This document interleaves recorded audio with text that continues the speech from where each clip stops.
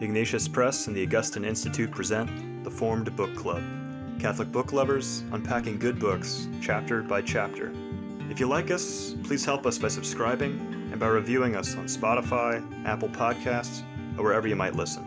And don't forget to sign up for weekly updates and study questions at formedbookclub.ignatius.com. Welcome back to the Formed Book Club. We continue to discuss In Defense of Sanity by G.K. Chesterton, his best essays. We spent a long time on this particular book, and why is that? Each of these essays, almost all of them, really contains, let me use the singular there, much that is worthy of reflection. And so in a certain sense, we've kind of made a little journey here through some of the key questions, issues, concerns of the 20th and 21st century. So it's taking us a while, but that's okay. Our principle is, if we enjoy it, let's do it, as long as it is not immoral, right? Father, did something happen to your transmission here? Because now I just see a little icon of Father Fessio, not the real man. I see myself. We can hear you, but we can't see you. And my icon is definitely an improvement. I know what happened. Our technical person here knows what's happened. Something came unplugged. There we are. There we go. Okay, there we are. Father Fessio became unplugged. Some people would say unhinged. But so we will continue on page 213 with the essay entitled The American Ideal. Anybody want to jump in immediately? Well, the highlighted passage I only just have one highlighted passage from this essay, and it's not until page 216. So if anybody trumps me, they're welcome to go first. Well, then I would like to jump in because this essay is about that the thing that's wrong with Americans is their ideals. As he says on page 213 at the top, the real American is all right. It's the ideal American who is wrong. And why is that? On page 214, he says at the top there, an egotistic heresy produced by the modern heathenry has taught them against all their Christian instincts that boasting is better than courtesy and pride better than humility. And he situates this egotistic heresy in the kind of commerce in America at this time, which advertisements have come into mass advertisement and mass production. And so this has warped the American. And on page 215, he gives this very fair analysis of, Americans aren't all bad. And he starts by talking about a book that was published while he was visiting America called Heartthrobs. You'll see that on the middle of page 215. And I happen to have a copy of Heartthrobs right here that was the personal copy of my great-grandparents, inscribed by the publisher. And so what was really amusing to me about this chapter is that my great-grandfather was an advertising man. He owned an advertising agency in Chicago after pulling himself up by his bootstraps, setting type by hand as a kid and all this kind of thing. So Chesterton, I was just amazed that here he's kind of going after what he sees as the Achilles heels of America, being egoism and advertisement and commerce, and he calls it the school of grab and greed and all this kind of thing. But right here in the middle of it, he says, but they're not so bad. And he says on page 215, over whole tracts of that vast country, they are certainly what we should call an old-fashioned nation.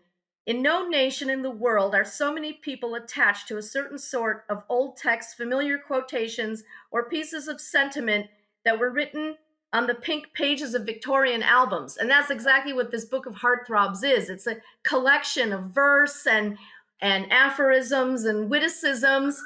And so he gives examples, and then he says further in that paragraph, I do not mention them for the purpose of sneering at them, but on the contrary, for the purpose of showing that there must be a great block of solid normal sentiment, even of traditional sentiment, and people having that sentiment, people inheriting that tradition, would not necessarily on their own account have become believers in selfish, sensational self-advertisement.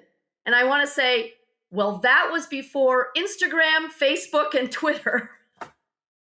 Very Right? good. Yes. May I, And of course, may I ask- Joseph, you can help us on this from both an insider and an outsider view. But what he's talking about, I think, is the American idea of to advertise something, you have to boast about it. You say, I'm great, I'm better than the other person. And I remember thinking about this back in the late 1960s, all right, when I was a young theology student going to France from the United States. And in the United States, we have sweatshirts. And every college has a sweatshirt. It's Notre Dame, it's whatever it is, Princeton, or, Grove City College. Everybody's got you have this name on your chest. Now, we take that for granted. I mean, I got to Europe and I never saw any T-shirts or sweatshirts. I mean, you had the Sorbonne. There was not a campus. It was a bunch of buildings that were separated. There wasn't this idea of, I belong to this tribe. And it definitely wasn't this idea, I'm going to write across my chest where I'm from. Now it's become almost universal because of American culture or lack of culture, pervading everything. But think about that. Why should we write slogans across our chests? Now, I admit, I have a T-shirt from the former Oakland Raiders, now the Las Vegas Raiders football team. It's a black T-shirt. And of course, the Raiders' colors were black and silver. And it's a Raiders T-shirt which says, real men wear black. So I put that T-shirt on over my clerics when I went to the football games. But to me, it was a bit of I don't know, arrogant boasting that we should wear these slogans on our T-shirts. Well, there's a few things I'd say on that, Father. First of all, just to relate it directly to Chesterton, one of the first impressions Chesterton had when he came to the United States was he was shocked at the size of billboards. He actually commented on the fact that that more space is spent advertising something really trivial than is spent in countries normally worshipping a god. In other words, these things are so huge, and this is indicative of the reversal of values. But to your point, on a personal level, my father was shocked that anybody would ever wear a T-shirt, that anybody would ever have words on their clothes. And certainly when I was growing up, Chelsea Football Club, who are as you brought sports into the mix, Chelsea Football Club in England, soccer club on my team, when I was a kid, you couldn't buy the Chelsea jersey. You basically had to buy a blue football shirt and then stitch on the actual team's logo, because it was impossible. Now, not only do they have 3 different uniforms each season that cost a huge amount of money, but each of them have about 3 or 4 different sponsors on them. So you're wearing your tribe and you're also adding 3 or 4 sponsors to them. And of course, the most absurd of all is when people will willingly spend 4 times as much money on a T-shirt because it's a designer label. In other words, they're paying 4 times as much to have the advertising of the product on their chest. I mean, it is ultimately seen in that light, madness, quite frankly. Well, on that question of billboards, let me give some consolation to those who live in cities like San Francisco or elsewhere. A few of us took an RV, a recreational vehicle tour of 12 states in the Midwest to visit friends, colleagues, and actually employees of Ignatius Press. Oklahoma City, Kansas, Nebraska, Iowa, Illinois, Indiana, Michigan, and so on, down through Kentucky, Tennessee, and Arkansas. And we saw very few. First of all, we decided to take the interstate route. We took the other highways, the state highways, county highways. I'm telling you, it was so encouraging. Flags everywhere, American flags everywhere. Very few billboards, but most of the billboards we saw for the first part of the trip were life is precious, protect life. Jesus loves you. Jesus is coming. Are you ready? Pray to the Sacred Heart. I mean, it was. Hey, I live in San Francisco. You want to put a billboard like that? It'll be vandalized overnight. So I was very. I agree. I live in South Carolina, and those billboards all over the place down here on the freeway and what have you. And I agree, it is very encouraging. It is payment of space to put forward a message worthwhile, and that is obviously is to be lauded. So, can I ask another question? I know we're not making much progress here. Well, I want to make a sidebar though. That please. I was very impressed by the fact that we saw a church about every mile on these roads. And although these Protestant groups opposed to tradition, every church looked the same to me. It was white clapboard with a little steeple on it, almost everyone was exactly identical. And then, worst of all, Joseph, you'd appreciate this. We get into Oklahoma and we're driving our RV and it's lunchtime. Well, first we were in Tennessee. We go to this nice restaurant outside of Tulsa, and a very nice restaurant, lovely decor, nice menu. And so the waitress comes up and says, "What'd you like to drink?" I said, "What do you have?" "Well, we have Pepsi products." And so, "Pepsi products? Well, do you have any beer or wine?" "Oh, no, we don't have any of that." I said, "What?" We get into Oklahoma, and we want to get barbecue. Okay, and so this Cowpokes barbecue. Oh, this is great. Upscale type thing, upscale kind of rural. But, the waitress comes, "What would you like to drink?" "What do you have?" "We have Pepsi products." They said, "Well, can I get a beer?" "Well, you have to go down the street at the bar for that." So I appreciate the religious fervor in all these churches. But as a famous Catholic once said, wherever the Catholic sun does shine, there's plenty of laughter and good red wine. I find it so wherever I go, Benedicamus Domino. Anyway. Amen. There was actually an anomalous situation here, to continue with the tangent very briefly. They've changed it out now. You can basically get a drink wherever you like, where I am now in South Carolina. But there was a time where you could drink on a Sunday in Greenville City, but not in Greenville County. And actually, the county line was right down the middle of the road. So on a Sunday, you had to cross the road to get a drink, which is, But actually, Vivian, I do want to ask a question. What date is in the inscription there on Heartthrobs? Because I want to see if Chesterton's accurate saying it was published while he was there. The inscription is 1911. Yeah, that's what I thought. But the copyright's 1905.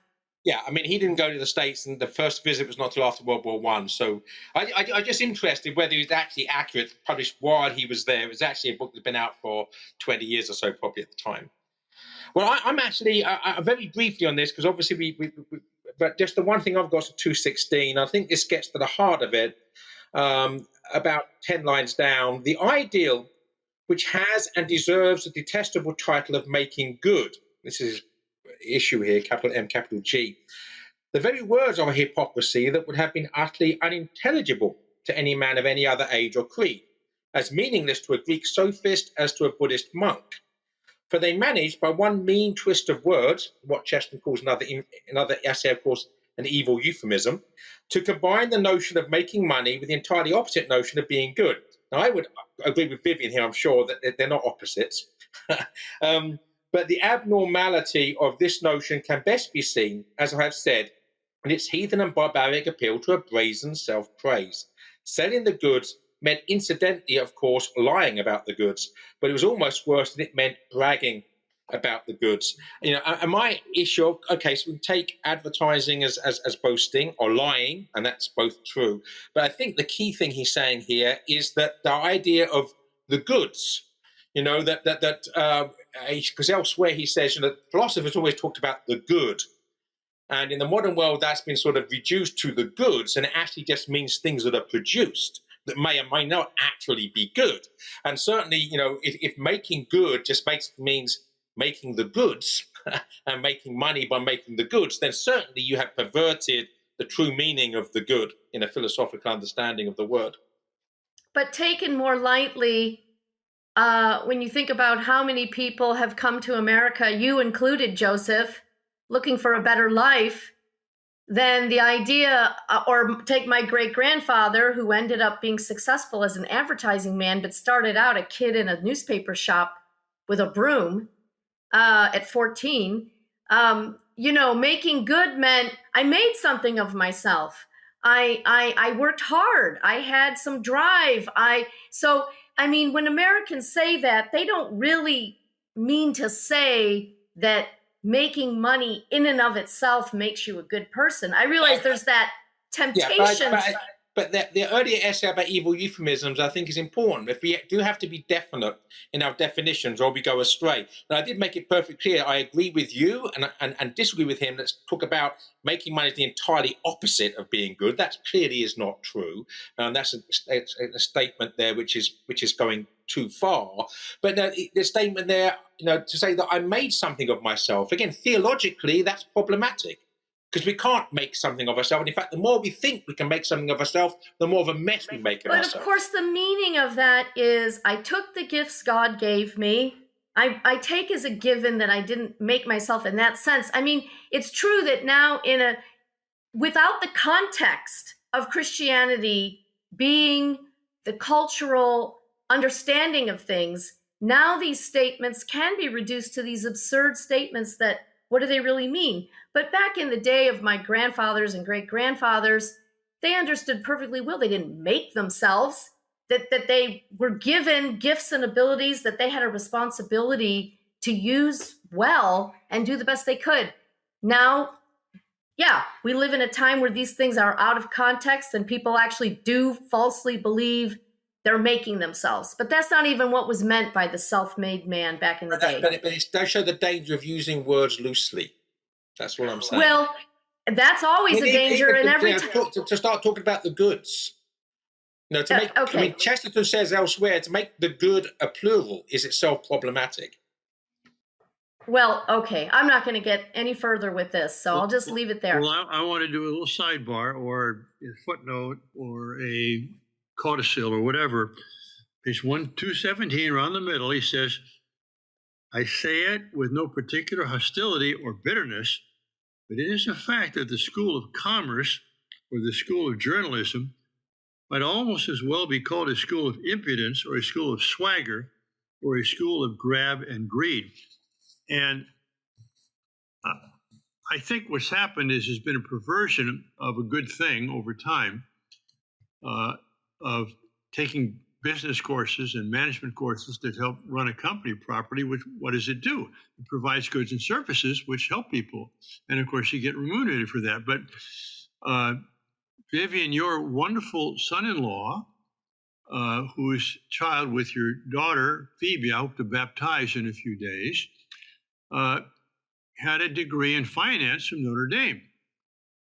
And after I met him, we talked a bit.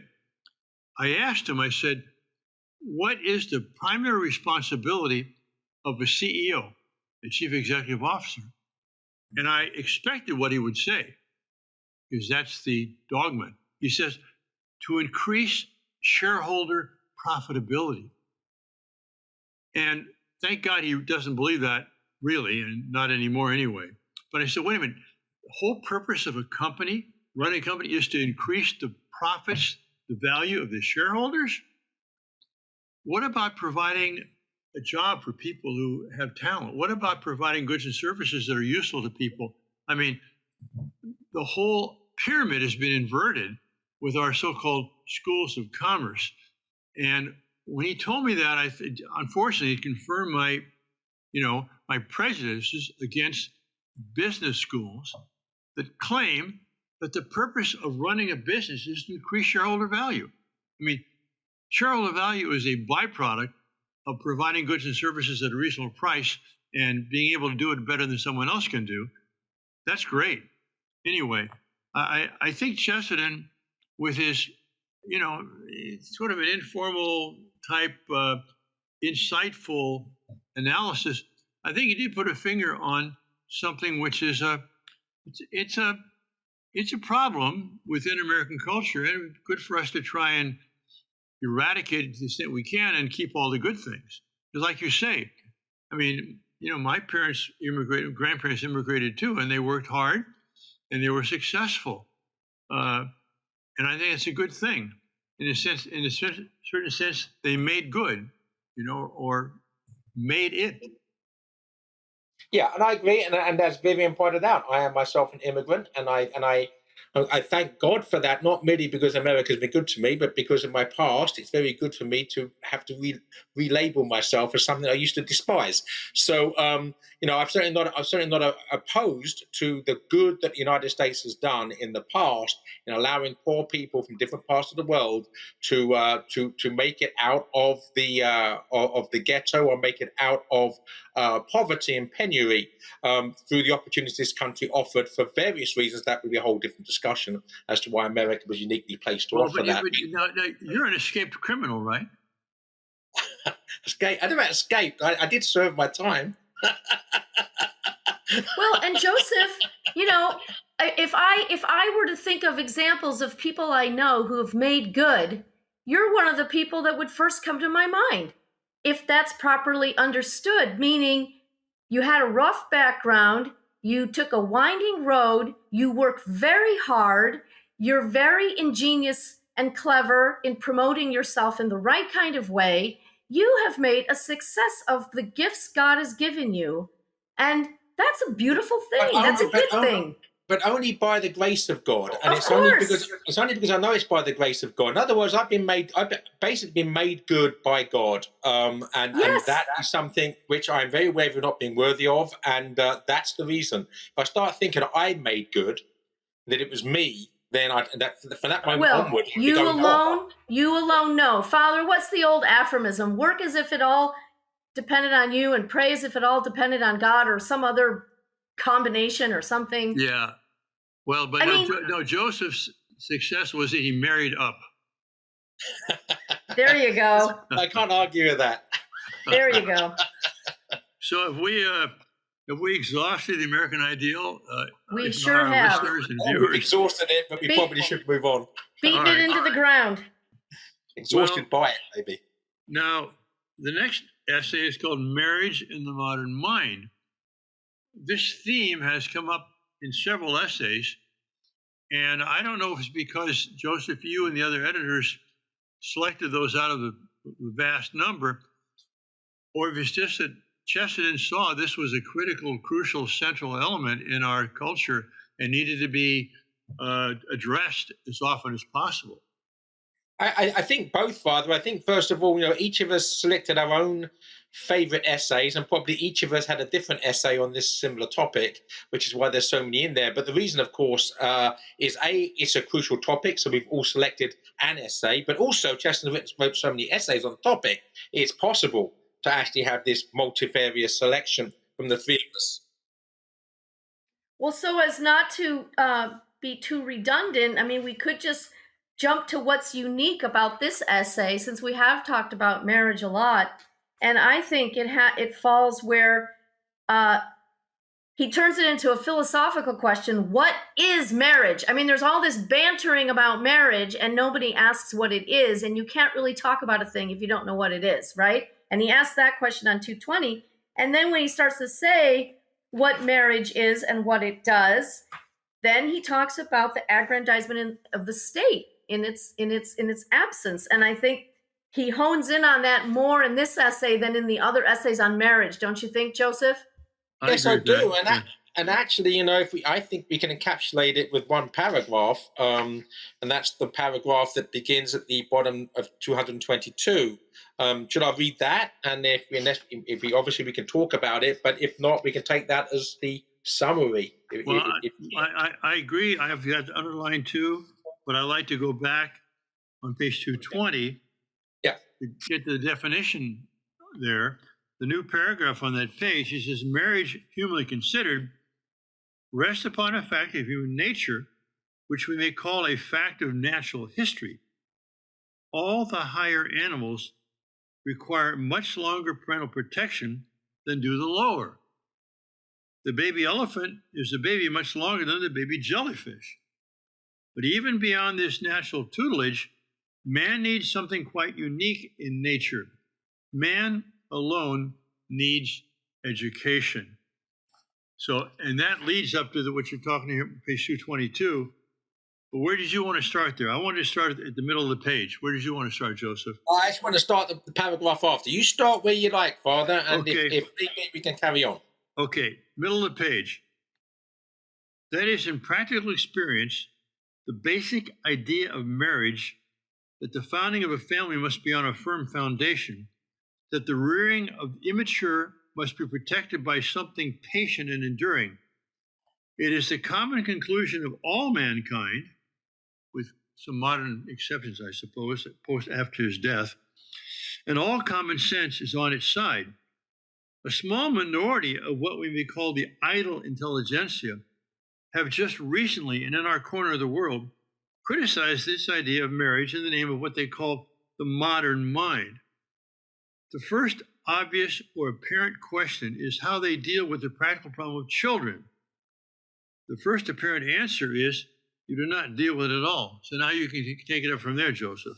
Yeah, so we actually move. The earlier quote we took was about the difference that makes the human marriage necessary as opposed to just raising is education. And now this is how do we deal with that? At best, they propose to get rid of babies or the problem of babies in one of three typically modern ways. One is to say that there shall be no babies. Huh. This suggestion may be addressed to the individual, but it is addressed to every individual. Another is that a father should instantly send the babies, especially if they are boys, to a distant and inaccessible school with bounds like a prison, that the babies may become men in a manner that is considered impossible in the society of their own father. But this is rapidly ceasing to be a modern method, and even the moderns have found that it is rather behind the times. The third way, which is unimpeachably modern, is to imitate Rousseau, who left his baby on the doorstep of the foundling hospital. It is true that, among the moderns, it is generally nothing so human or traditional as the foundling hospital. The baby is to be left on the doorstep of the State Department for Education and Universal Social Adjustment. In short, these people mean, with various degrees of vagueness, that the place of the family can now be taken by the state. Right. That's right. And then it's hilarious how he says later on, well, the doorsteps of the hospitals and the agencies of the government need to get a lot bigger if everybody's going to drop off their children. And that's exactly what we see, right? As the family crumbles, the state grows larger. And education crumbles. Yes. Because nobody's been educated beyond anything but the rudiments of being good citizens of the big government. Yes. Well, I mean, the second solution is probably less typical of our time of sending kids off to a distant school. But the first and the third, I mean, they propose to get rid of babies, contraception, abortion. I mean, and then... Right, but I do think that the part of the problem with the modern world was caused by the fact that the families of the wealthy in Victorian times and Edwardian times sent their children, their male children especially, off to boarding schools. And therefore there's no family bond between father and son. And if you have a complete breakdown of this relationship between father and son, you're going to break down in society. And you've got all sorts of people. Read George Orwell on the nightmare of a public school education he had, and look at the messed up person he became. I mean, you take him as a microcosmic example of the consequences of this second way, which I agree, and thanks be to God, is no longer common. But the damage it did, we're seeing. I think the third way is only possible because of that transitional period of the second way. And there's another corollary to that, Joseph, and that is when women no longer are the nurses of their own babies.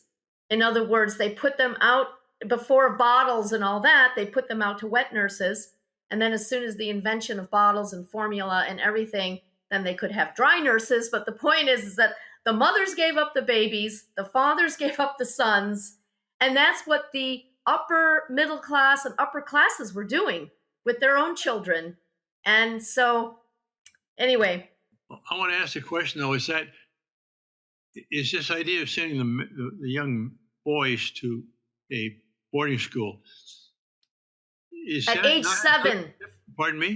They sent them at age 7, Father. Okay, but did that happen in France and Italy, in Germany?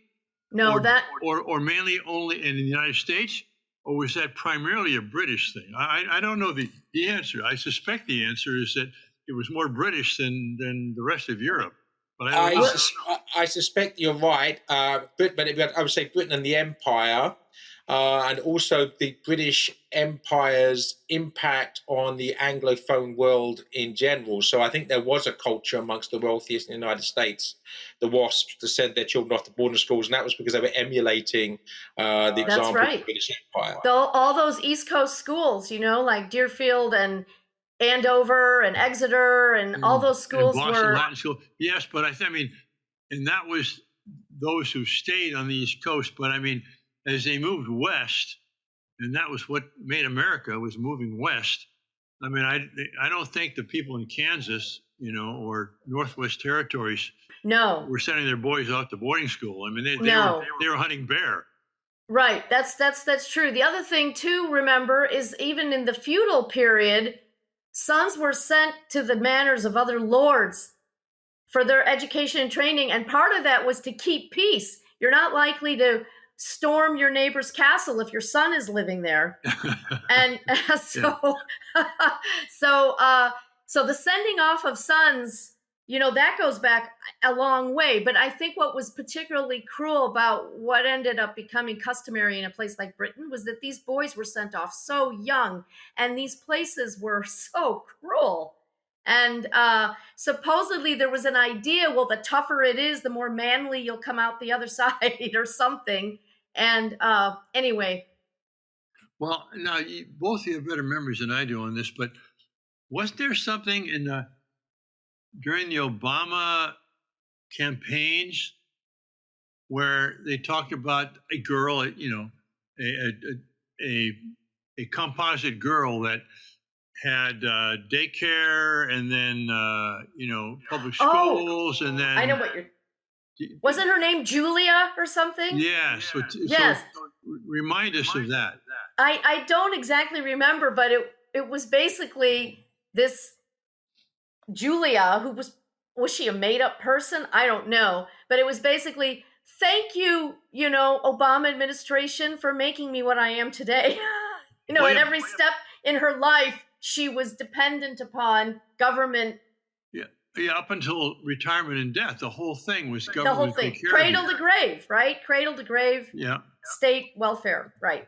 And then, so Chesterton 224 says, 3 lines down, the real state, though a necessary human combination, always has been and always will be far too large, loose, clumsy, indirect, and even insecure to be the, quote, home of the human young who are to be trained in the human tradition. And that you can't replace, well, if you destroy the family and try to replace it by the state, what you're going to get is a prison system.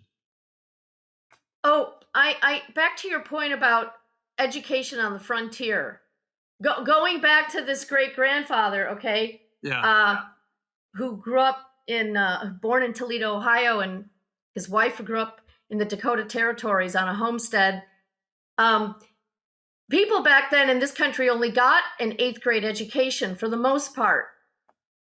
Anyone who went to secondary school did often go to board because there weren't very many secondary schools to begin with. And in fact, this great-grandfather, his parents wanted to send him to secondary school, and they sent him off to live with an uncle because there was a boys' secondary school somewhere nearby.